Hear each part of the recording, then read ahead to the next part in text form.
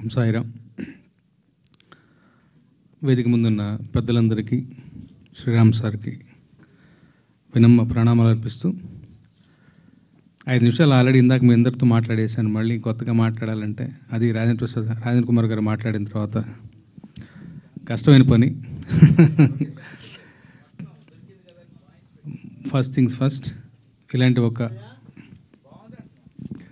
ఒక బలమైనటువంటి సంకల్పం, సత్య సంకల్పం డెఫినెట్గా గొప్పగానే కొనసాగుతుంది, గొప్పగానే ప్రాజెక్ట్ ముందుకు వస్తుంది.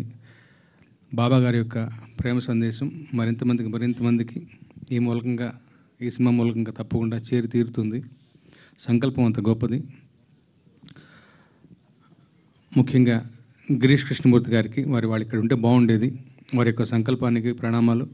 అలాగే వారికి వెనుదన్నుగా నిలిచి ఆశీర్వాదాలు అందించినటువంటి రత్నాకర్ గారికి కూడా ముఖ్యంగా భక్తులందరి తరఫున, మా సినిమా టీం అందరి తరఫున కూడా ప్రత్యేకమైన కృతజ్ఞతలు. వారు కూడా వాళ్ళు ఉంటే బాగుండేది. ఒక్కొక్కళ్ళు ఎంచుకోబడతారు, అది అనుభవం ఉంటాం, అర్థమైన వాళ్ళకే అర్థమవుతుంది. సో నాకు ఇలాంటి ఒక మంచి ప్రాజెక్టులో ఒక ముఖ్యమైనటువంటి పాఠం రాయగలిగేటువంటి ఒక అవకాశం నాకు వచ్చిందంటే నేను బాబా వారి ద్వారా ఎంచుకోబడ్డాను. అందుకు ధన్యుణ్ణి, కృతజ్ఞుణ్ణి. నా పని నేను చక్కగా నిర్వహించానని అనుకుంటాను, భావిస్తాను. ఇప్పుడు చూస్తున్న వెంటనే అక్కడి నుంచి నాగేంద్ర కుమార్ గారు కానీ వేరే వాళ్ళు కానీ ఇట్లా బాగుంది, మా వంశీ వచ్చి చాలా బాగుంది నా చెవిలో చెప్పి వెళ్ళాడు. ఇవన్నీ బాబా వారి ఆశీస్సులు అంతే. ఏం చెప్పాలి, వారి యొక్క ప్రేమతత్వం ఈ పాట ద్వారా, ఎందుకంటే ఒక సెంటినరీ, ఇది 100వ జయంతి ఉత్సవాల సందర్భంగా తీసుకున్నటువంటి ఒక cinema.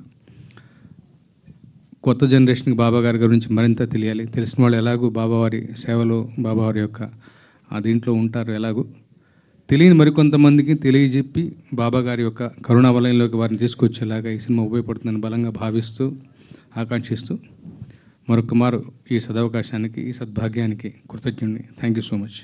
Thank you sir, thank you so much.